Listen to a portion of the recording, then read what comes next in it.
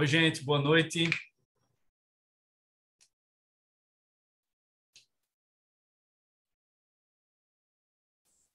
Boa noite, Igor. Boa noite a todos e a todas. Bruno, boa noite.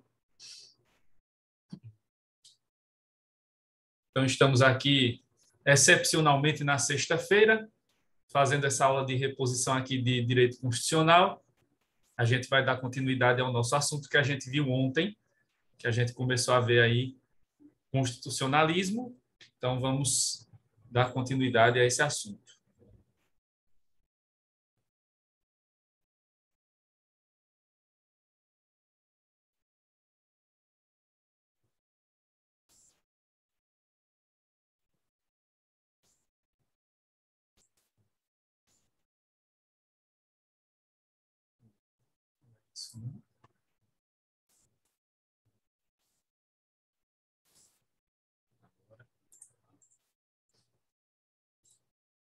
Então, vimos já o conceito de constitucionalismo. Estamos aqui nas fases em que estamos na primeira, a fase antiga ou clássica. Já vimos aqui a linha do tempo e começamos a ver ontem os hebreus e paramos aqui na parte da democracia grega. Na sequência, hoje a gente vai ver a República Romana, a Idade Média com a Magna Carta e a República de Tlaxcala. Sobre a civilização hebraica já vimos aí, porque ela é importante, né? Tem a origem histórica e tem os outros aspectos que vimos ontem. E aí estamos na civilização grega, mas já sabendo que aqui não foi a Grécia como um todo que adotou o modelo do constitucionalismo, os seus ideais, mas foi Atenas. E num período específico, que foi o período da democracia, ali por volta do século IV a.C., mas até alguns séculos mais à frente. E aí a gente já viu que, do ponto de vista filosófico, as principais influências aqui são de Sócrates, Platão e Aristóteles. São essas ideias que vão fundamentar a democracia de Atenas. A ideia de cidadania, que vimos ontem, que é excludente, nem todos ou quase nenhuma pessoa, né, era cidadã, eram poucos que eram os que poderiam ser considerados cidadãos na época. Vimos que o sistema de governo adotado pelos atenienses era a democracia direta, em que os cidadãos participavam diretamente das decisões de poder.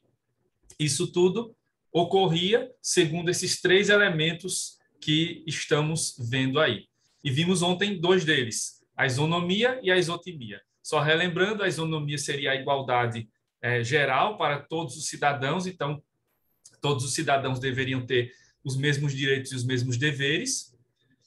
A isotimia seria a igualdade de acesso aos cargos de governo, né, às funções de governo. E aí eu expliquei para vocês no final da aula de ontem que a isotimia era representada pelo sorteio, né? Então, a forma de escolha mais justa para os atenienses, nesses casos, para as funções públicas, era o sorteio. Então, essas pessoas eram sorteadas, eram cerca de 300 a 500, a depender da época, e elas exerciam essa função de governo, nessa função administrativa por algum período de tempo, e depois havia um novo sorteio para que outras pessoas fossem conduzidas ou aquelas fossem reconduzidas àquelas posições de governo. E, finalmente, aí falando de algo que eu não tinha falado ontem, a isogoria, que é o terceiro elemento aqui dessa democracia, que diz respeito à igualdade de fala, à possibilidade de igual, né, acesso à possibilidade de igual acesso para que as pessoas pudessem falar, para que pudessem argumentar durante as discussões na ágora, na praça pública. Então, cerca de 40 mil cidadãos podiam falar, tinham o direito de fala, igual, né, por igual, ali proporcionalmente falando, por igual período de tempo.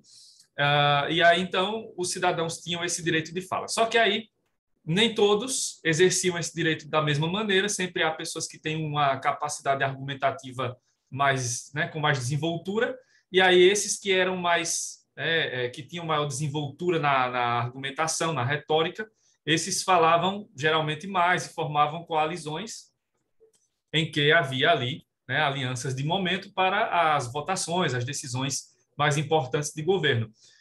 Esses que falavam melhor, que tinham essa capacidade melhor de argumentação, eram chamados de demagogos. E aí lembrem-se do que eu falei ontem, né? Que para os gregos antigos o demagogo não era um mentiroso, ele era a pessoa que tinha uma boa capacidade argumentativa.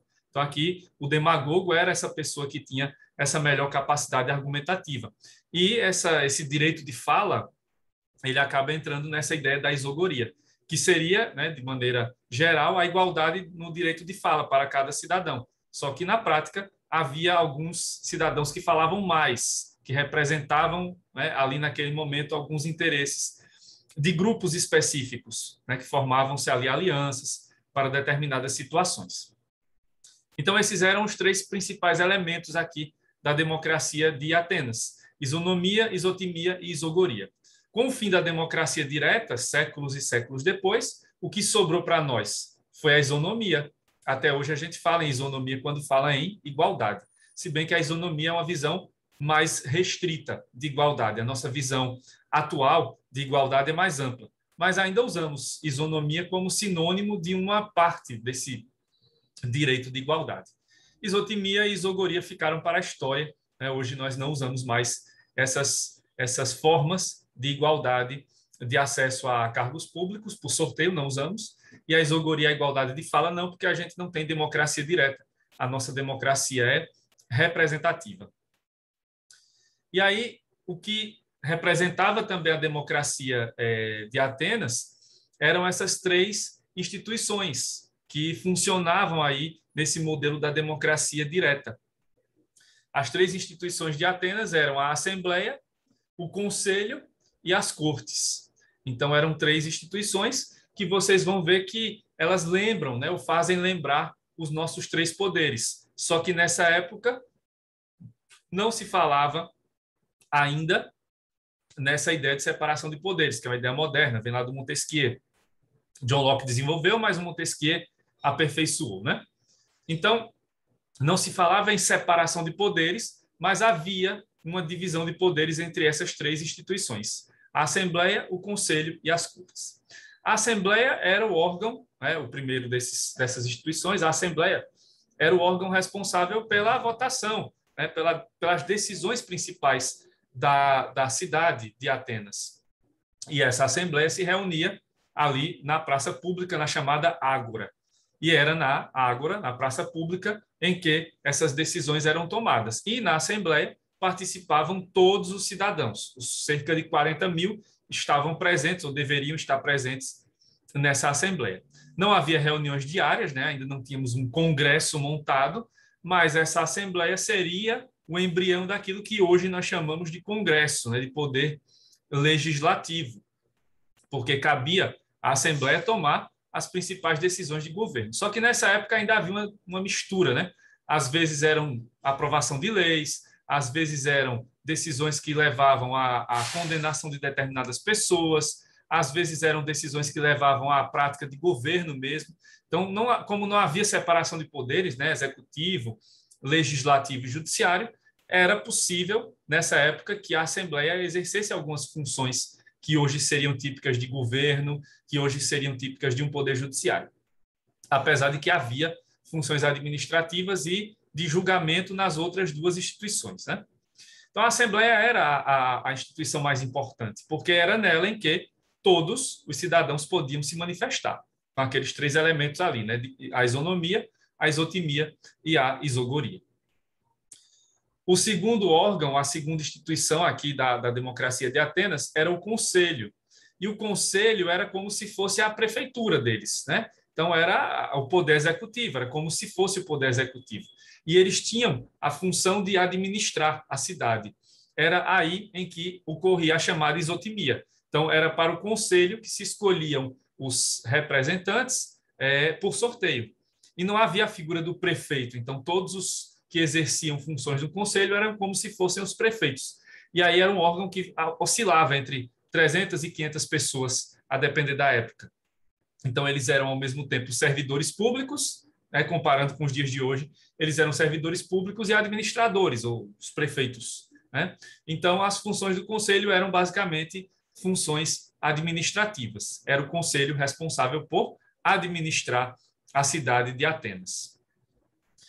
E, finalmente, temos as cortes, que eram, né, o poder judiciário deles. Só que eles não tinham um poder judiciário formado.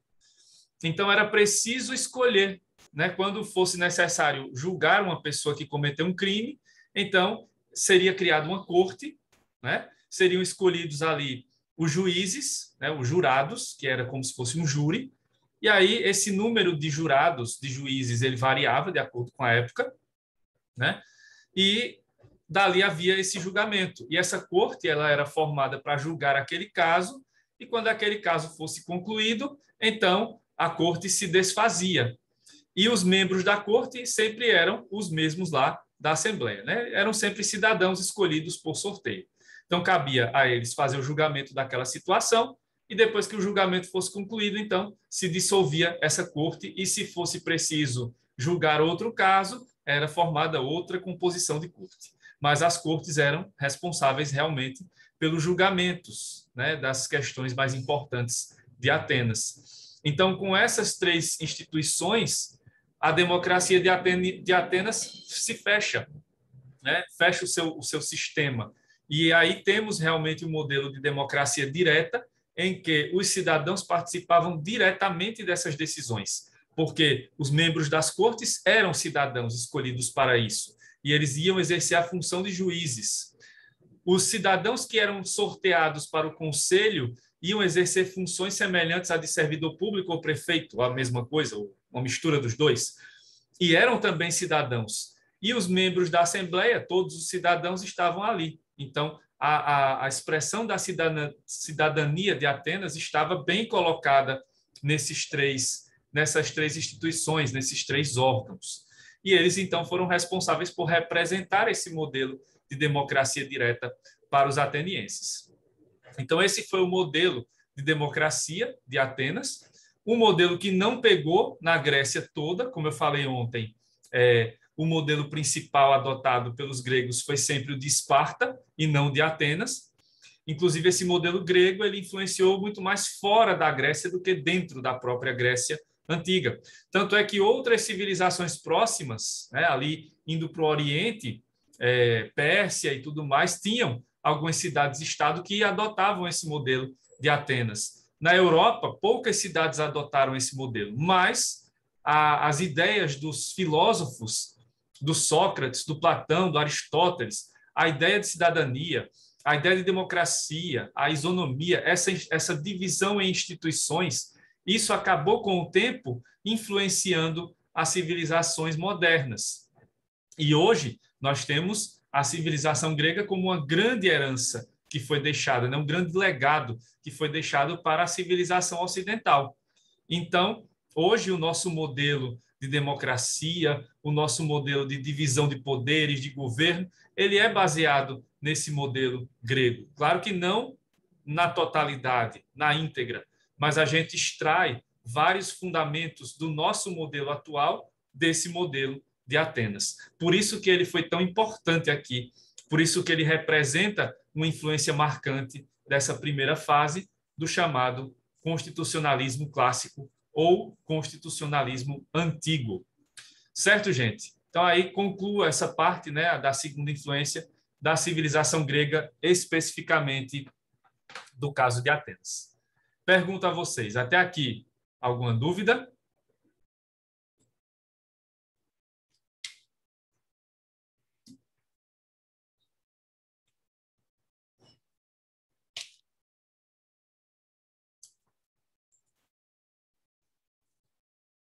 Beleza. Então, vamos passar aqui para a terceira influência desse modelo do constitucionalismo clássico ou antigo, que é o modelo da civilização romana. Então, aí a gente passa da Grécia para a Roma antiga. E aqui também, do mesmo jeito que na Grécia, não vamos falar da história de Roma como um todo. A gente vai separar uma parte da história romana. Para quem lembra da história de Roma, resumidamente, né, há uma divisão feita pelos historiadores em três fases. A monarquia, que seria ali o início da formação ali em Roma, na cidade de Roma e próxima dos etruscos. Depois vem a fase republicana, que é a fase de expansão de Roma, do território, né, em que eles vão ali ocupando o que hoje é a Itália, né, e alguns territórios próximos. E, finalmente, a fase mais conhecida, que é a do Império, em que Roma vai ocupar ali o território praticamente da Europa inteira, pega um pedaço da Ásia e da África ainda. Né? É o período da máxima expansão, até chegar ao final e o rompimento, né? O fim do Império Romano do Ocidente e a manutenção do Império Romano do Oriente, que vai virar Império Bizantino, e aí a história segue. Né? Então, essa é a história de Roma, resumidamente falando. Mas aqui a gente não vai pegar a fase mais famosa, que é o Império. Todo mundo lembra do Império Romano. A gente vai pegar a fase anterior, que é a República. Né? Os ideais do constitucionalismo na história de Roma, eles não vão aparecer no Império, mas eles vão aparecer na República. E por que não vão aparecer no Império? Lembrem-se do que eu falei ontem, do modelo de Estado antigo. Né? Roma, na fase imperial, na fase do Império, tinha lá os seus imperadores considerados como se fossem deuses. E aí, toda vez que há essa associação de um governante com uma divindade, acabam os ideais do constitucionalismo, porque esse governante vai governar sem limites. Né? Então, se não há limites para o poder, consequentemente, não haverá direitos para todos os cidadãos, ou para o povo em geral. Então, a gente não vai falar aqui do Império, a gente vai falar da segunda fase da história de Roma, que é a fase republicana. É o período da República, que começa ali por volta do século 5, 6 a.C. e vai até mais ou menos o ano 27 a.C. É o período ali da República Romana, que dura entre 4 e 5 séculos. Claro que estamos, então, falando de outro período bem longo da nossa história, né, da humanidade. Então, há variações aqui no que eu vou falar, de tempo, né, de mandatos, de exercício de poderes. Então, eu vou dar uma visão geral aqui sobre como foi esse período em relação aos fundamentos do constitucionalismo. Pois bem, então, começando a falar sobre a fase republicana, é importante falar sobre o conceito ampliado de cidadania para Roma. Os romanos tinham uma visão um pouco diferente da dos gregos de Atenas sobre quem seria cidadão. Então, os romanos têm aqui uma quantidade maior de pessoas que poderiam ser chamadas de cidadãs, né? Ou uma quantidade maior de homens, porque continuamos aqui sem ter as mulheres com direitos básicos, então não havia cidadania para as mulheres. Por outro lado, havia aqui o direito de cidadania para os homens, e era uma forma de cidadania diferente da dos gregos. Como a gente viu ontem, né, a ideia dos gregos era bem excludente, era preciso cumprir uma série de requisitos e tudo mais. No caso dos romanos, na fase republicana, eles já vão adotar uma visão um pouco diferente para a cidadania. É que nessa fase, Roma estava expandindo já o seu território. E à medida que Roma ia conquistando novos territórios, novas cidades, ia incorporando, né, havia a necessidade de incorporar à sua sociedade aqueles outros povos que iam sendo conquistados. E os romanos davam quase sempre a opção, ou essas pessoas que estavam ali sendo submetidas a partir de então ao poder de Roma, elas podiam escolher entre se submeter às regras romanas e acabar se tornando um cidadão romano, ou se recusar a seguir as diretrizes dos romanos e acabar morrendo, virando prisioneiro ou escravo. Então, essas eram as opções. Ou acatar o modelo romano, né, se adaptar a eles e passar a ser um cidadão romano, ou recusar-se a fazer isso e acabar sendo preso, ou acabar sendo morto, ou acabar virando escravo dos romanos. Então, os romanos davam essa opção para os seus povos conquistados. Então, isso acabava ampliando o conceito de cidadania, porque esses homens, né, estrangeiros também podiam ter o direito de cidadania nessas situações, certo? Então, os romanos não estavam muito presos àquelas regras dos atenienses. Tem que ser filho de pai e mãe ateniense e tal. Isso não aparecia tanto aqui. Isso aparecia mais para as famílias nobres, né, para as famílias que tinham mais dinheiro. Mas para os plebeus em geral, havia a possibilidade, sim, de se conceder o direito de cidadania para estrangeiros, desde que eles aceitassem, né, se submeter às regras e ao modelo de sociedade que os romanos tinham. Então, aqui teríamos mais cidadãos do que em Atenas, proporcionalmente, né? Se Atenas tinha 10%, aqui em Roma poderia haver mais do que 10%, sem dúvida nenhuma. Já que no modelo republicano, apesar de que república até hoje é lembrada como res pública ou coisa pública, né? Mas apesar disso, a República Romana não era tão pública e não era tão democrática assim. Primeiro que ela não era uma democracia, né? Os historiadores sempre associam o período republicano de Roma a uma aristocracia nos melhores momentos ou a uma oligarquia nos seus piores momentos. Lembra lá do Aristóteles, que fez essa comparação entre governos virtuosos e desvirtuados. Eu falei ontem sobre isso, né? E aí nós temos a aristocracia como se fosse a forma virtuosa e a oligarquia como a forma desvirtuada de governo. Então, a República passou por momentos de aristocracia e de oligarquia.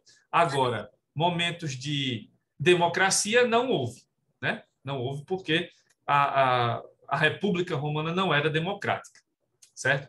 Então, o governo deles era baseado no governo de poucos. Eram poucas famílias que estavam ali no poder e, geralmente, essas famílias tinham dinheiro, né? Tinham patrimônio.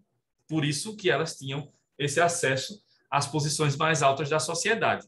E como era possível ter dinheiro na época? Tendo escravos, né? Tendo propriedades, tendo filhos também, né? E, claro, tendo outros patrimônios, como animais e tudo mais, né? Então,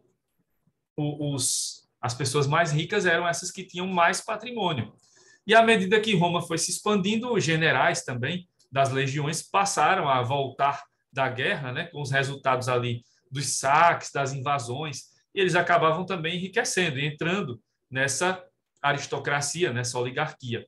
Então, as pessoas que tinham mais dinheiro eram mais respeitadas e tinham acesso a esses cargos mais elevados aqui, já que tínhamos uma aristocracia. Não havia tanto espaço para os plebeus, para o povo em geral. Havia mais espaço para os patrícios, que eram as famílias ali, né, as pessoas que pertenciam às famílias ou às fundadoras de Roma, ou aquelas que adquiriram muito dinheiro comprando escravos, comprando terras, né, comprando e vendendo, e também que voltavam da guerra com os resultados dos saques, né, feitos lá das invasões durante o período de conflito. Como eu disse, né, nessa fase aqui tínhamos o início da expansão territorial, então em Roma houve a expansão territorial nessa época, o início da expansão, em que a civilização romana sai daquela região ali ao redor de Roma, ocupa a Itália, a Península Itálica, e vai já se expandindo para fora também da Itália, para outros territórios na Europa e, no final da República, conquistando a região de Cartago, na África. E aí, então, temos aqui, né, para fundamentar esse modelo aristocrático, esse modelo republicano, nós temos aqui, no caso de Roma, 4 instituições, né? As assembleias, os cônsules, o senado e os pretores. Então, nesses 4 órgãos é que a gente vai encontrar aí os ideais do constitucionalismo presentes na República Romana, apesar de não ser uma democracia, de ser uma aristocracia, mas os ideais do constitucionalismo apareceram nessa época, com governos limitados e direitos básicos para os cidadãos. Lembrando aqui, mais uma vez, que o conceito de cidadão, apesar de ser mais amplo do que o da Grécia, de Atenas, ainda não era um conceito nosso, atual, né? Então, aqui também havia essa cidadania excludente, já que cidadãos eram sempre, ou quase sempre, pessoas que tinham ali, né, ascendência ou descendência nobre, eram de famílias nobres, das famílias fundadoras de Roma, né? Ou pessoas que iam ali adquirindo terras, adquirindo escravos, conquistando territórios na guerra. Era dessa forma que se chegava a subir, né, na vida nessa época. E aí, então, nesse modelo republicano, havia 4 órgãos, como eu falei, 4 instituições, que eram as assembleias, os cônsules, o senado e os pretores. Claro que havia outros órgãos, né, mas esses eram os principais. E aí, só lembrando um pouco, né, porque certamente vocês viram isso também lá na História do Direito, né, com a professora Wiline, as assembleias eram espaços mais amplos, em que estavam ali presentes os plebeus, né, mas eram poucos, e as famílias mais ricas, só que não as mais ricas mesmo, né? As famílias que estavam ali tinham riqueza, mas não eram as mais ricas de todas. Mas havia aqui a presença de famílias que tinham maior patrimônio e também de alguns plebeus. E a Assembleia era vista como órgão mais, não seria democrático, né, que eu falei que não tinha democracia, mas seria um órgão que tinha maior possibilidade de que pessoas tivessem acesso para participar dele. Não era democracia, então aqui não se tinha democracia direta, né? Então, as decisões das assembleias podiam ali, né, ser facilmente derrubadas ou não obedecidas pelos cônsules, pelo Senado, etc. Então, as assembleias elas tinham funções bem amplas, né? Resumidamente, as assembleias tinham poder para escolher os cônsules, tinham poder para escolher os pretores, né, e outros profissionais, né, outros representantes de governo. Nas assembleias havia o espaço para a votação das leis em geral, então seria como se fosse ali o poder legislativo, né? Por essa razão. Havia outros tipos de assembleia, né? Porque não só tinha uma, era a centuriata, a curiata, tribal e da plebe, eram 4 assembleias, né? E aí cada uma delas cuidava de um assunto, né? A centuriata era mais importante, né? Porque tinha lá a possibilidade de escolher os cônsules, de escolher os representantes ali de governo e de votar as leis principais. Já a Assembleia Curiata era a que se ligava a assuntos religiosos, a tribal era a que era composta pelas tribos fundadoras de Roma, e o Conselho da Plebe, que era ali onde havia a representação dos plebeus, por meio dos chamados tribunos da plebe. Então, esse era um órgão que estava próximo do que a gente pode chamar hoje de poder legislativo, né? Mas, como eu já disse, né, a invenção dos poderes executivo, legislativo, judiciário da maneira que conhecemos hoje, ela é uma invenção moderna. Então, aqui ainda não se falava em separação de poderes, né? Outro cargo que aparecia, né, outra instituição, era a dos cônsules. E aí eu coloco no plural justamente porque havia sempre 2, e já no final da República havia 3, que era o chamado triunvirato, né? Então, havia sempre a presença de 2 pessoas, pelo menos, que eram os cônsules. E os cônsules, eles tinham um período de mandato de 1 ano, né? E tinham ali como responsabilidades administrar Roma, né? E exercer, então, o poder de administração sobre os demais funcionários, os demais órgãos. Então, eram como se fossem ali, né, os representantes de governos, presidentes, mal comparando, né? E eram sempre em número de 2, havia sempre mais de 1. Então, 2 na maior parte da República e 3 já no final do período republicano. Alguns cônsules eram reconduzidos ao poder, outros acabavam perdendo, né, esse mandato, e como ainda tínhamos aqui uma civilização de modelo antigo, havia formas mais sutis ou menos sutis de retirar um desses cônsules do poder, né? Se ele estivesse fazendo besteira ou se não estivesse agradando os interesses da elite que o colocou no poder, era retirado do poder. Só que não era uma retirada por impeachment, por processo. Geralmente era alguém que chegava lá, metia a faca ou, né, degolava, matava esse cônsul, e aí abria espaço para que outro fosse eleito. Então era assim que funcionava nessa época. Não tinha processos civilizatórios aqui, como impeachment, processo que ia para a Suprema Corte, nada disso, né? Nessas épocas, os governantes eram tratados de uma maneira mais selvagem, digamos. Então, os cônsules tinham essa função administrativa, basicamente. Outra instituição que aparece aqui é o Senado. E aí, atenção, porque o Senado romano, apesar de que usamos até hoje a expressão Senado, senadores e tal, o Senado romano é diferente, ou era diferente do nosso, né? Porque o nosso está ligado ao poder legislativo. É uma casa do poder legislativo que vota leis, que vota emendas constitucionais.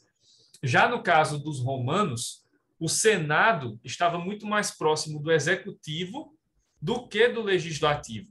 Então, os senadores eles eram como representantes do poder executivo e não representantes do legislativo. Esse conselho, né, esse senado, era formado pelos patrícios, ou seja, pelas classes mais altas. Então, as famílias mais influentes estavam sempre aí com uma pessoa sendo representada, né, como senador, e era daí do Senado que saíam os cônsules, né? Geralmente, os cônsules eram escolhidos dentre os senadores. Então, era um degrau ali a ser, né, só mais um degrau a ser percorrido para se chegar a cônsul, quando uma pessoa estava exercendo o poder no Senado. Quem chegava ao cargo de senador tinha um cargo vitalício, ou seja, ia exercer o poder até a sua morte, né?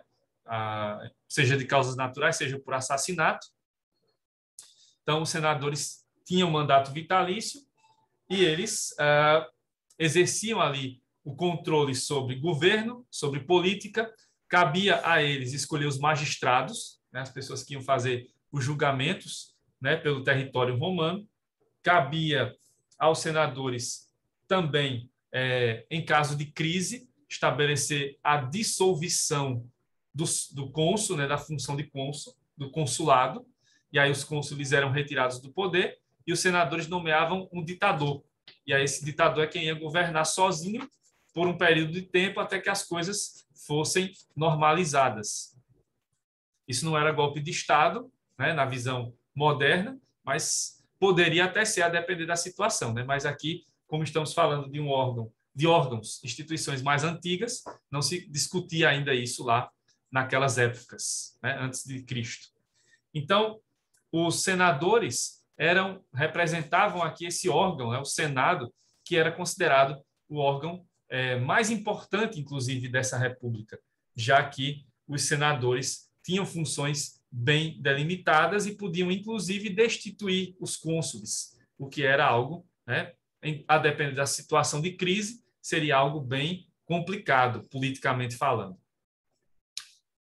E, finalmente, chegamos aos pretores, né, os pretores que eram distribuídos ali pelo espaço do território romano, né? Os pretores, eles eram os magistrados, eles eram as pessoas que eram consideradas magistradas. E aí, outra ressalva, né? Porque até hoje, lá na Itália, né, que é o país que herdou mais coisas de Roma, ou do Império Romano, ou da história romana, os italianos usam a palavra magistrado não como sinônimo de juiz, como a gente usa aqui no Brasil, né? Magistrado lá na Itália e também nessa época aqui de Roma era a pessoa que era responsável por funções judiciárias em geral, não só funções de julgamento, mas também funções investigativas e tudo mais, né? De construção de normas, porque os romanos, apesar de que tinham lá na Assembleia a aprovação de leis, eles tinham leis gerais, mas muito mais leis específicas, né, que eram criadas para cada caso, ou para casos semelhantes, a chamada jurisprudência. Então, quem criava a jurisprudência eram os pretores. Então, eram eles que iam recebendo ali os julgamentos dos casos mais importantes, dos casos que iam aparecendo, né, em cada comunidade, e quando os casos iam sendo parecidos, repetitivos, então cabia a esse pretor criar, né, uma decisão, uma norma que valeria para todas as situações semelhantes. É aí que surge a chamada jurisprudência. Então, os pretores eram juízes, né, eram magistrados, mas não só isso, porque eles podiam exercer função de magistrado, de promotor, de defensor. Então, eram funções ligadas à justiça, não necessariamente a função de julgar, certo? Então, os pretores tinham essa função mais ampla, não só de julgamento, mas função também de investigação, né, de busca ali pela verdade, mas também pela função de julgamento, nos casos em que houvesse ali uma contenda, né, um problema para ser resolvido, cabia ao pretor dar essa última palavra para que aquele problema fosse resolvido. E se não houvesse lei, então cabia ao pretor criar a lei, né?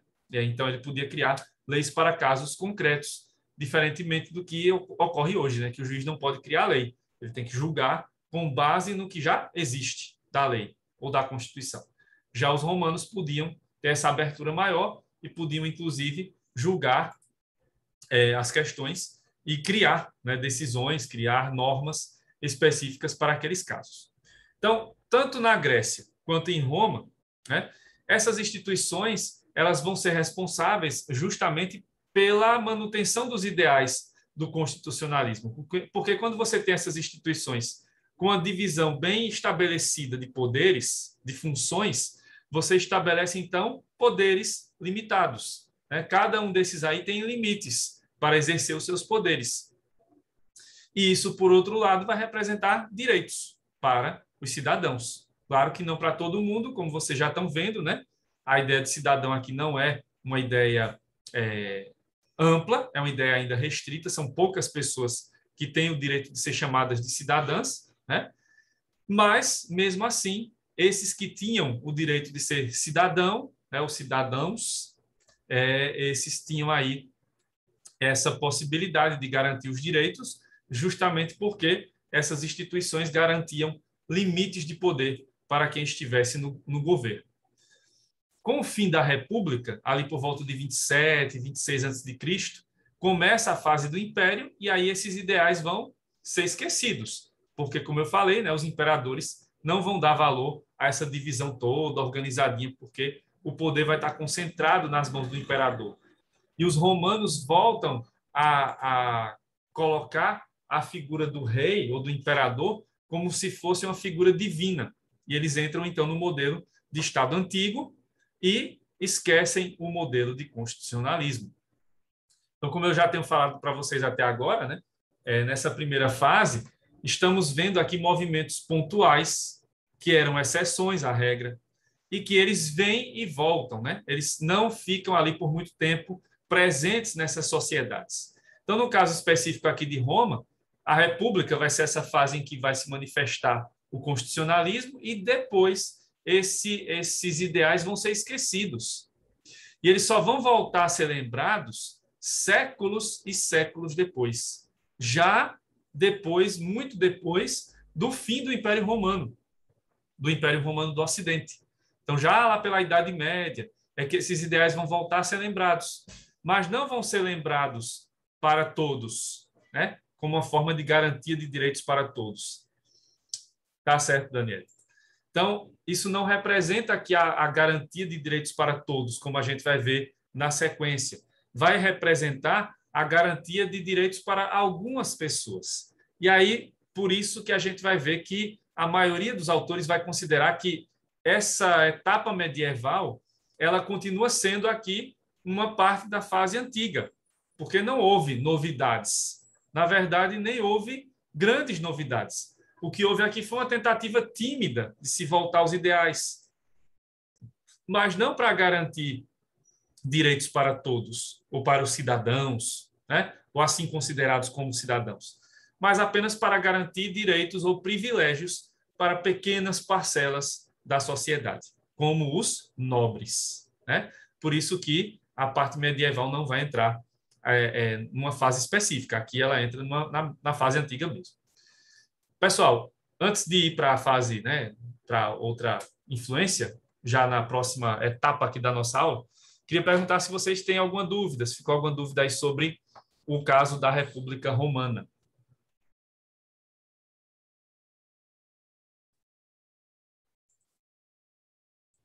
Os estrangeiros só eram considerados cidadãos se tivessem um bom patrimônio.